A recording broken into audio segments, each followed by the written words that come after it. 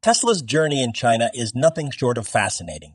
The latest trends in vehicle registrations reveal a dynamic landscape shaped by consumer demand and competitive pressures. In recent weeks, fluctuations in Tesla China's registrations have sparked discussion about the brand's local performance. What's intriguing is how these numbers reflect broader shifts in the electric vehicle market. As traditional automakers ramp up their EV offerings, Tesla's ability to maintain its lead is being tested.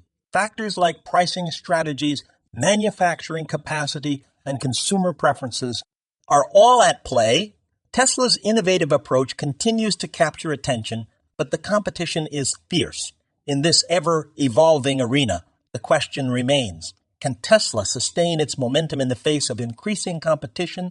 The data suggests it's a pivotal moment for the brand. Stay tuned as we keep an eye on these trends and what they mean for the future of electric vehicles in China. This podcast was co-produced by Daniela Haranoff and Mogul Media AI.